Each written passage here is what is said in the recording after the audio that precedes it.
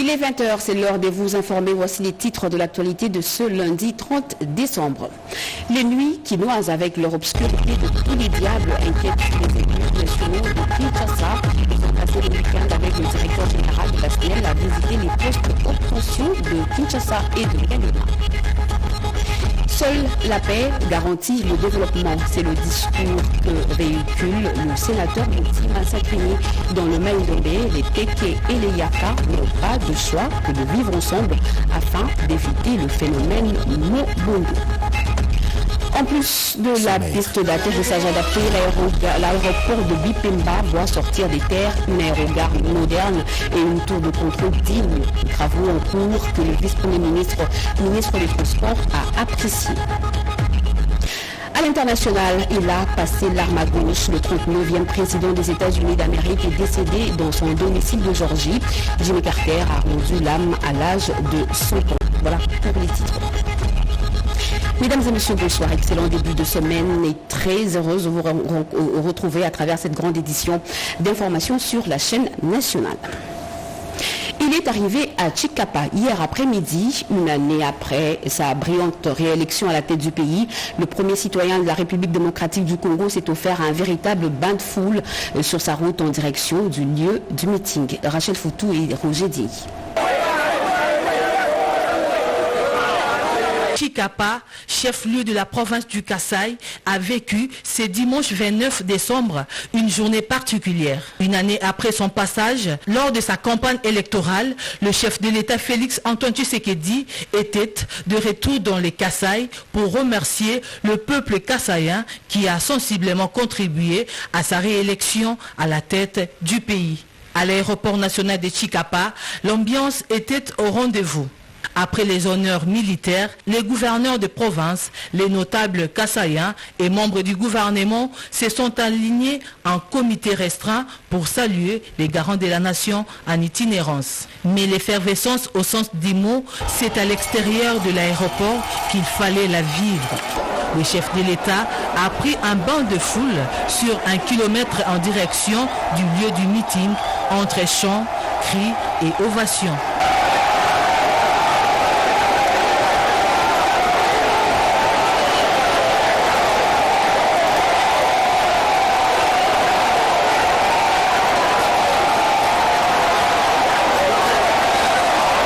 Prenant la parole après l'introduction du gouverneur de province Crispin Mukendi Bukasa, le président de la République Félix Tshisekedi a, devant de milliers de Kassaïens, passé en revue tous les secteurs de la vie nationale avant de présenter sa vision déclinée en 6 engagements.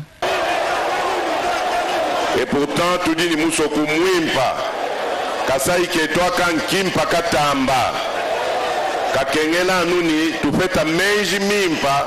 Akumona mushindu wakukajula kibwalukai ndimuno ambulance wanyimudimuni kala waku encadrer ba jeune bwane bamona mushindu wakwenza mijimu kinyambula mataji to kaba nushiminage mbula mataji katupe shana mijimu to mbula mataji ujua ngata bantu kumujimu c'est vrai kadi kaba kukumbana bon suto midi muidi fuma mu secteur privé mu mwani we wansonga luma we wansonga kaji ni meji e bankayeba ukeba lungenyi usuika lungenyi umona mushindu wakujula cheba chintu chijumwa kukubweshela mfranga.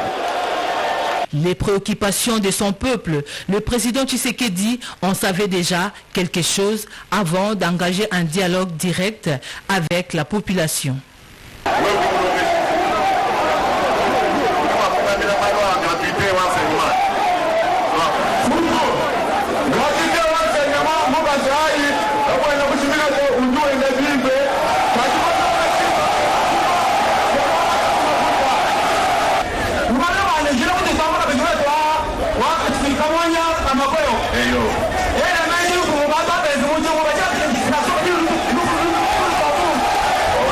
Le chef de l'État mettra en profit son séjour de 48 heures à Chikapa pour mieux se rendre compte de la vie de la population du Kasaï et en donner les réponses efficaces. Il est également prévu une série de visites et des entretiens avec notamment les forces vives de la province avant de regagner Kinshasa.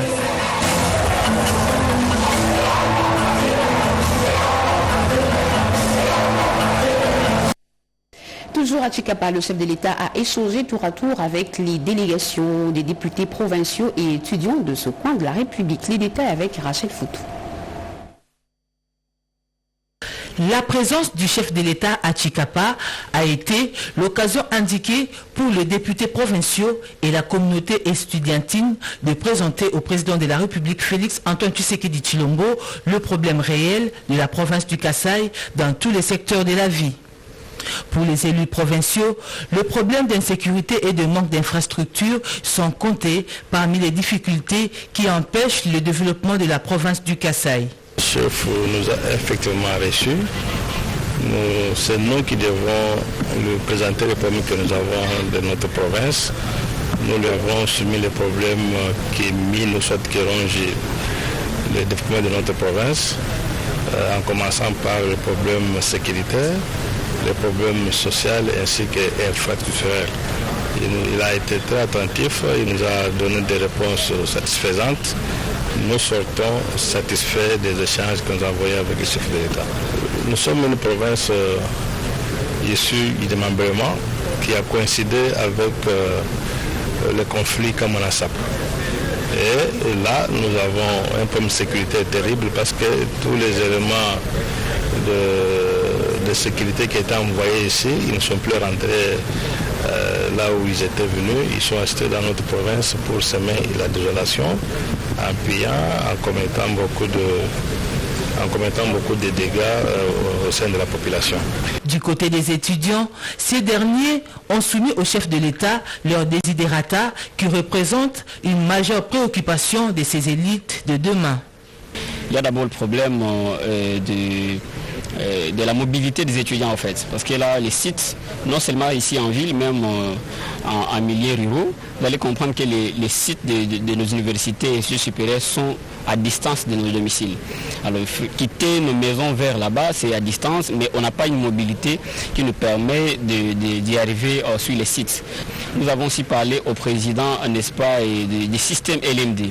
Le système peut aussi être très bon, mais on n'a pas doté tous les matériels nécessaires et aussi la capacitation, n'est-ce pas, des enseignants qui sont censés transmettre la matière. Nous avons plaidé auprès du premier citoyen de la nation que nous puissions avoir une université moderne et surtout officielle construite dans la province du Kasaï. Il a pris ça avec sérieuxité et nous croyons qu'avec sa volonté politique, il va pouvoir, n'est-ce pas, nous doter une université qui va répondre aux standards. Retournés satisfaits, les élus provinciaux et les étudiants kassaïens reçus tour à tour par les chefs de l'État restaient optimistes quant aux solutions aux problèmes posés au président de la République, Félix Tshisekedi.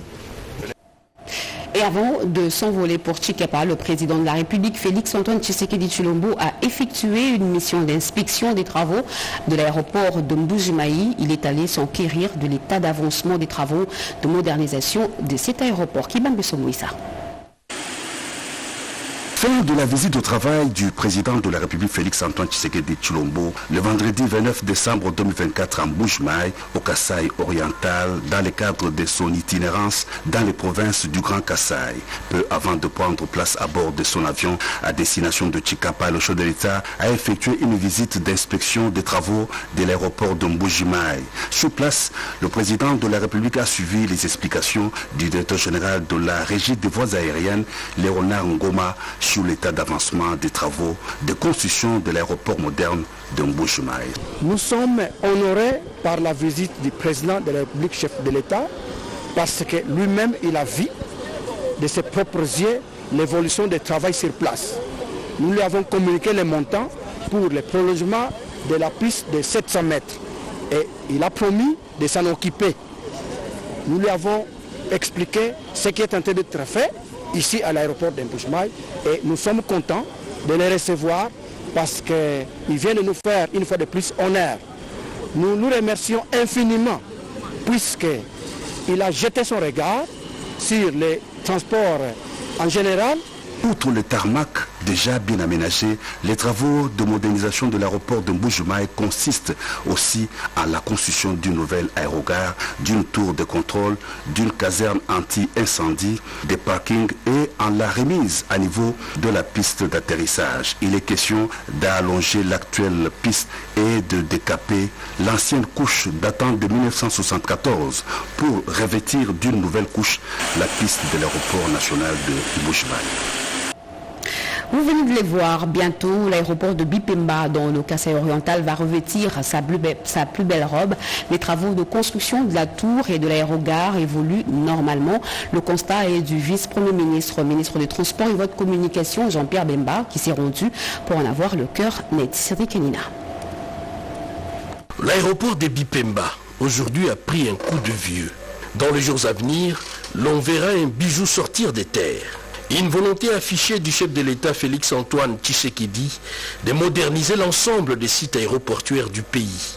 Bipemba en fait partie et à ce jour, les travaux avancent merveilleusement bien. Constat fait par le vice-premier ministre des Transports et Voies des Communications et Désenclavement, Jean-Pierre Bemba Gombo, qui a tenu sur place à Mbuji-Mayi, à en savoir un peu plus. En ce qui concerne la nature des travaux, il s'agit de la réhabilitation des chaussées aéronautiques et modernisation des bâtiments de cet aéroport appelé à revêtir un caractère international. La piste posée pour la première fois en 1974 sera décapée pour être recouverte d'une nouvelle couche de 30 cm, garantissant ainsi une meilleure sécurité pour l'atterrissage des avions. Cette rénovation est cruciale pour l'amélioration de l'infrastructure aéroportuaire de la région, répondant aux besoins croissants du transport aérien. Ce développement s'inscrit donc dans un contexte plus large de modernisation des infrastructures en RDC. Les avancées technologiques et les investissements dans les équipements modernes témoignent d'une volonté de renforcer la connectivité et la sécurité aérienne du pays. Cette initiative, au-delà des impacts locaux, s'aligne avec les stratégies globales d'amélioration des transports en République démocratique du Congo. L'hôpital général de référence de Chikayi dans la ville de Kananga ne souffrira plus de manque d'eau potable. Une borne fontaine a été érigée et cela porte la signature du questeur du Sénat, Topin Kabongo Mukengeshai, qui a également remis un groupe électrogène de 22 kVA à l'église catholique. Tété Bongoudja. C'est sous une pluie battante que l'honorable Topin Kabongo Mukengeshai et toute sa suite se sont dirigés à l'hôpital de Chikaji pour l'inauguration de cette 35e borne fontaine qui a été érigée en faveur de l'hôpital Bon Berger de l'ITEM et de l'ISTEM de Chikaji. Un geste qui fait la joie de Dr Lubuya Joseph, médecin directeur de cet hôpital. Le questeur du Sénat, Topin Kabongo, a invité les responsables de cette formation hospitalière d'en faire bon usage. Poursuivant son séjour à Kananga, il s'est rendu à la paroisse Saint-Martin de Porres de Katoka où il a pris part à un culte d'action de grâce. Prenant la parole, ce grand notable du Kasaï central a exhorté ses frères et sœurs à l'unité et à l'amour du prochain avant de remettre un groupe électrogène de 22 kVA à la paroisse. Le même dimanche 22 décembre 2024, le sénateur Topin Kabongo a visité les orphelins de sœurs de charité de la mission Mikalaï à une trentaine de kilomètres de Kananga. Une assistance en vivre et non vivre leur a été offerte en vue de passer en bonté les festivités de fin d'année, remise faite par le coordonnateur provincial de sa fondation. Cette œuvre de charité n'a pas laissé indifférents ses bénéficiaires. Parmi ces nombreuses actions philanthropiques, Topin Kabongo Mukengeshai assure également la prise en charge des frais académiques des orphelins de Mikalaï qui ont choisi d'étudier à Kananga. L'école nationale de l'administration est investie d'une mission sacrée, celle d'œuvrer pour le rajeunissement compétitif de l'administration. Le vice-premier ministre, ministre de la fonction publique, Jean-Pierre Liaou, l'a rappelé à la nouvelle équipe dirigeante de l'école. Nadine Kiloso et Cédric Kenina. Le Le rajeunissement qualitatif et compétitif figure parmi les axes prioritaires du mandat du chef de l'État Félix Antoine Tshisekedi Tshilombo. C'est dans cette optique qu'un nouveau comité de gestion de l'École nationale d'administration, ENA en sigle, a été nommé sur ordonnance présidentielle. Et ce lundi 30 décembre 2024, le vice-premier ministre en charge de la fonction publique Jean-Pierre Liaou a tenu une séance de travail avec tous les membres de la nouvelle équipe de gestion dans son cabinet de travail. Au cœur de cette réunion, le vice-premier ministre Jean-Pierre Liaou, en tant qu'autorité des tutelles, a donné des directives précises pour garantir une formation optimale, garantissant le rajeunissement qualitatif et compétitif au sein de l'administration publique. Il était de notre devoir de venir rencontrer notre autorité des tutelles, qui est le vice-premier ministre chargé de la fonction publique, pour nous présenter et le remercier aussi pour tout ce qu'il fait pour l'École nationale de l'administration.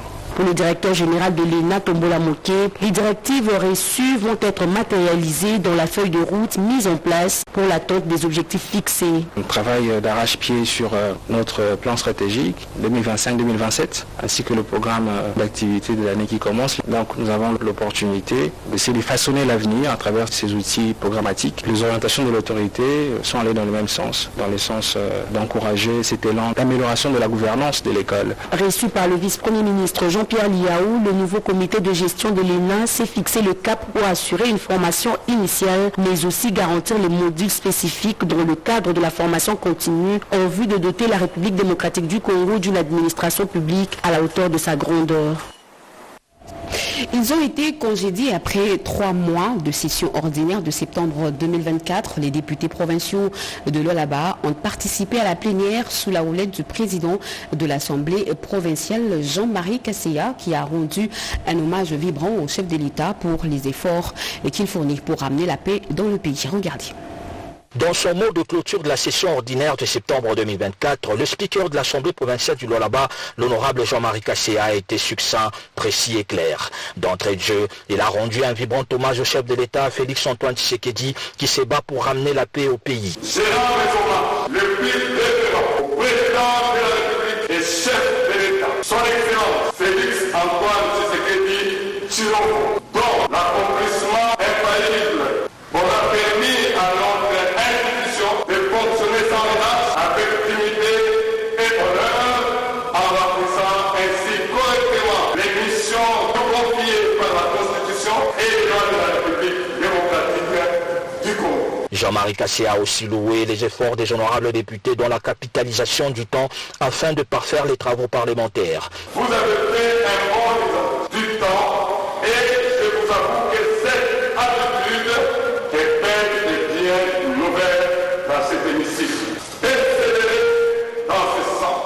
Sur un autre chapitre, l'honorable président a annoncé la bonne nouvelle résultant de la 11e session de la conférence des gouverneurs élargie au président des assemblées provinciales. Plusieurs éléments ont enrichi ces assises. C'est notamment l'annonce faite par le chef de l'État de la tenue de la conférence des gouverneurs qui se tiendra dans notre province l'année prochaine. La volonté qu'anime le gouvernement national afin de sécuriser la province du Lualaba en lui dotant des véhicules de patrouille n'a pas été du reste au cours de cette cérémonie. Il a aussi saisi cette opportunité pour interpeller la jeunesse à prendre conscience car elle constitue l'avenir. Signalons que la gouverneure du Lualaba, Fifi Masuka Saini, ainsi que le membre du gouvernement provincial ont pris part à cette cérémonie. Le caucus des députés élus de Kinshasa à l'Assemblée nationale brûlé d'envie d'avoir les bonnes informations sur la problématique de la desserte en énergie électrique. Une délégation conduite par l'honorable Raphaël Kibuka a effectué une descente dans les installations de la SNEL-SA le week-end dernier, dit Tchala. La situation de la desserte en énergie électrique dans Kinshasa préoccupe les élus de la ville capitale. Le caucus des élus de Kinshasa à l'Assemblée nationale a résolu de faire une descente sur les terrains pour être en contact avec les infrastructures de transport et de distribution de SNEL SA. Le directeur général de SNEL, Fabrice Lusinde, les a conduits au poste haute tension de Kinsuka et à celui de Utexco pour qu'ils s'en fassent une idée. Le président du caucus, Raphaël Kibuka, reconnaît avoir compris les tournis du directeur général de SNEL. Nous avons écouté le DG de la SNEL avec ses collaborateurs qui nous ont exposé tous leurs problèmes. Nous avons compris, mais nous disons la population ne maîtrise pas ces détails, parce que la communication de la SNEL est quasiment inexistante. Il faudrait que la SNEL communique. Mais nous qui avons écouté les DG et son équipe parler, nous pouvons vous rassurer que nous avons palpé du doigt la réalité. Il y a des avancées considérables qui sont faites au niveau de la SNEL, mais qui n'est pas encore palpable dans le panier de la ménagère. Avec un plan opérationnel 2024-2028 bien détaillé, un plan de contingence de desserte pour les fêtes de fin d'année disponible, le directeur général de SNEL, Fabrice Lucinde, salue cette visite des députés qui dissipe beaucoup de préjugés. Sans moyens financiers conséquents, on risque de ne pas faire de grandes avancées. Et tous ces équipements que vous voyez autour de nous ne sont pas fabriqués en RDC, ils sont importés. Et donc ces technologies-là coûtent cher et elles sont payables en dollars, en monnaie forte. Et donc nous avons besoin à un moment donné de collecter les sous et puis de simplifier aussi les relations qu'on a avec les autres entités de l'État. Le soutien des élus est nécessaire pour sortir SNEL de ce carcan. La milice Mobondo continue de semer la terreur et la désolation dans le territoire de Kwamount, dans la province de Maïndombe. Et ça fait 2 ans que ça dure. Cette situation préoccupe plus d'un Congolais. C'est le cas du sénateur Herman Moutima Sakrini qui a rencontré les autorités traditionnelles pour des solutions durables. Rudis Kitutu. Il est temps d'enterrer la hache des guerres dans le conflit Tekeyaka. Ce conflit communautaire dans le territoire de Kwamount, dans la province de Maïndombe, empêche le développement local et la mise en œuvre de différents projets initiés par le gouvernement central. Préoccupé par la situation, le sénateur Herman Moutima Sakrini, dans le cadre de ses vacances parlementaires, s'implique pour le retour d'une paix durable dans ce coin du pays. Il était de mon devoir de venir ici, de rencontrer les autorités coutumières dans le cadre de la situation difficile qui se passe dans le territoire de Kwamount. Nous voulons le développement, mais le développement ne peut pas se faire sans la paix. C'est pour ça que je tenais à rencontrer les dignes représentants des populations, parler avec eux, comprendre ce qui se passe, quels sont les vrais problèmes, pourquoi y a-t-il des mésententes, des malentendus, des troubles dans notre milieu ici dans le territoire de Kwamount.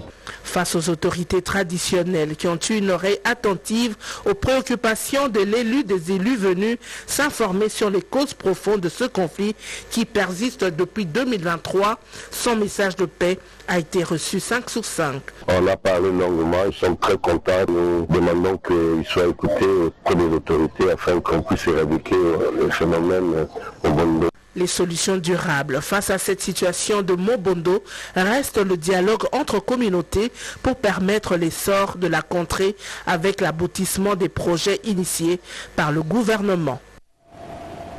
300 jeunes candidats évoluant dans divers domaines passent leur concours pour l'entrepreneuriat. Une belle trouvaille pour la création d'emplois avec la bénédiction du directeur général de l'ARSP, Miguel Katem Kachal. Regardez. Un programme soutenu par l'honorable Michael Kachal, le DG de la RSP, autorité de régulation de la sous-traitance dans les secteurs privés, lui qui veut à tout prix promouvoir la main-d'œuvre congolaise et la jeunesse. L'entreprise Glencore appuie financièrement et logistiquement ces programmes qui couvrent toute la République démocratique du Congo. Pour engager les jeunes, ça pose beaucoup plus de problèmes. Nos entreprises qui viennent face aux investisseurs, ils ont besoin d'une main-d'œuvre qui est qualifiée. Quand nous avons entendu le chef de l'État parler, il a parlé de faire les 6 millions d'emplois. Nous nous sommes dit, qu'est-ce que nous, Morco Service, nous pouvons apporter à ce service ou bien à ce projet du chef de l'État. Voilà pourquoi nous avons monté notre laboratoire. Quelques candidats à ces concours n'ont pas caché leur satisfaction par rapport à l'opportunité. Mais Morco Service, avec la vision du chef de l'État, qui est de créer des emplois, il a voulu aussi promouvoir la jeunesse congolaise tout en recrutant les jeunes localement. C'est vraiment une joie immense parce que généralement, on cherche souvent ceux qui ont déjà de l'expérience. Mais Morco nous a donné l'occasion de travailler, de commencer faiblement. C'est comme ça que nous sommes vraiment contents par rapport à cette initiative. Et nous disons merci au chef de l'État parce que pour cette initiative, il a vraiment un souci pour de jeunes talents.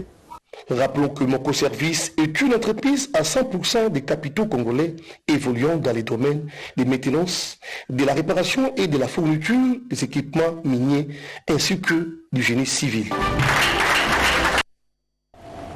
Les innovations dans le secteur agricole sont mises sous le feu de projecteurs à travers une foire agricole à Kinshasa au stade de Vélodrome de Kintambo. La 4e édition a pour objectif la promotion des initiatives locales du secteur agro-pastoral. Ricardo Mambeke et Maurice Mbewa pour le détail. Cette foire agricole est organisée sous le thème « La sécurité alimentaire par la production locale, c'est possible » a pour objectif de vulgariser et sensibiliser à grande échelle la pratique et les innovations agricoles développées par le membre de la coopérative Songe Nimbele, qui veut dire allant de l'avant. Plusieurs produits agricoles sont exposés tels que de légumes, viande fraîche, poissons, maïs, jus à base de fruits, miel, possé et autres. Après la ronde de stand, le pasteur Jean-Claude Safari Talangana, responsable de l'église Parole du Sali Gombe, donne ici l'essence de cette grande rencontre des agriculteurs. C'est très prophétique, cela veut dire que je crois, moi pasteur Safari, dans la sécurité alimentaire de ce pays. Le rôle de l'Église, c'est de pouvoir aussi encourager le peuple de Dieu à travailler, à cultiver, à élever, à pouvoir développer en tout cas une certaine autonomie alimentaire, sécurité alimentaire. Et c'est pour cela que nous avons créé dans l'Église des groupes professionnels et là nous sommes particulièrement avec des groupes des agriculteurs et des éleveurs. Pour l'ancien David Kalandé, coordonnateur de la coopérative Songe Nimbele, cette foire vise la promotion des initiatives locales. Nous avons commencé par une vision du pasteur qui a voulu identifier les différentes catégories professionnelles qu'il y a au niveau de l'église. Et c'est là que nous avons découvert qu'il y a beaucoup de gens qui sont dans les domaines agricoles, dans les domaines de l'élevage. Et donc, quand nous avons identifié, nous avons pu nous rendre compte que des gens sont très avancés. Il y a des gens qui ont des grandes fermes qui produisent le café. Moi, je produis le maïs, je produis le soja. A noter que la coopérative Songe Nimbele bénéficie de l'appui de quelques partenaires. La 4e édition de la foire agricole donne l'occasion aux agriculteurs de cette communauté chrétienne de mettre en valeur leurs connaissances dans les domaines de l'agriculture. Politique à l'UDPS, les délégués des différentes fédérations des provinces sont en consultation avec le secrétaire général Augustin Kabouya. Alain Bikaï. Après avoir pris part aux états généraux convoqués par le président intérimaire de leur parti, honorable Augustin Kabouya, les délégations des différentes fédérations des 145 territoires de la RDC sont en consultation avec leur hiérarchie. Au menu, la réforme statutaire du parti, selon les recommandations des travaux de la CDP de Kisantou, qui confie au secrétaire général la mission de réorganiser les partis. C'est dans cette optique que ces délégués ont été instruits par les numéros 1 de l'UDPS d'aller étudier des modalités pratiques de mise en œuvre de cette résolution de la CDP qui veut que chaque territoire soit transformé en fédération. Dans une courte durée, ils doivent revenir avec les propositions des animateurs de ces nouvelles structures statutaires du parti. Question de redynamiser les activités du parti à la base. C'est après l'évaluation de la mise en place de ces organes de base du parti que toutes les fédérations feront les propositions relatives à la réforme statutaire du parti. L'enjeu est de doter les partis d'Etienne Tshisekedi Moulumba des mémoires des textes qui correspondent aux réalités actuelles. Politique encore, la vision de Félix Tshisekedi vient d'être prêchée par Didier Boudimbu au Congo central. Jessica Bassile. C'est un Kassangoulou en fait. Tout Congo central s'est donné rendez-vous au stade d'Yuga. Personne ne veut manquer l'occasion de voir et entendre celui qui représente aujourd'hui l'espoir et la stabilité de la province de Mouta-Kasavubu. Comme Jean-Baptiste au temps de Jésus-Christ, Didier Boudimbutu Bouanga balise le chemin et prêche le message de Félix Tshisekedi, président de la République.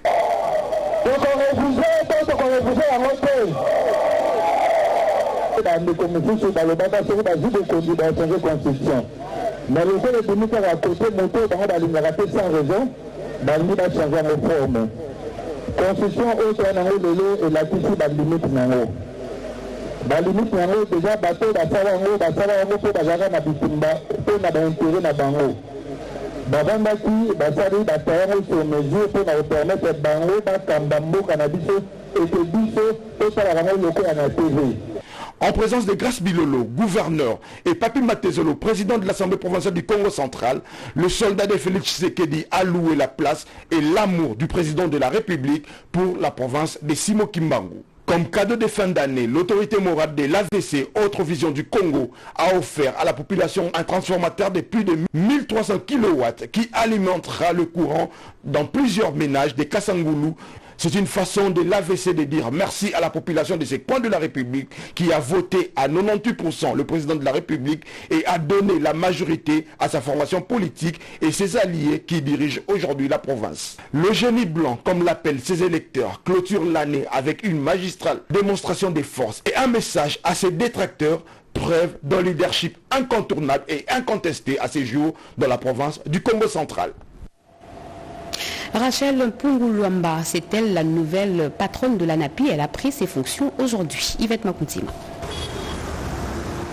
Nommé au terme de l'ordonnance présidentielle du 16 décembre 2024, le nouveau dirigeant de l'Agence nationale pour la promotion des investissements ANAPI vient de prendre officiellement leurs fonctions. Rachel Punguluamba, c'est la nouvelle directrice générale de l'ANAPI en remplacement de Bruno Chibango Kabaji qui a assumé l'intérim à la tête de cette agence guichet unique des investissements à RDC. Rachel Punguluamba, consciente de la lourde responsabilité lui confiée, entend imposer l'ANAPI comme instrument incontournable dans l'émergence socio-économique de la République démocratique du Congo.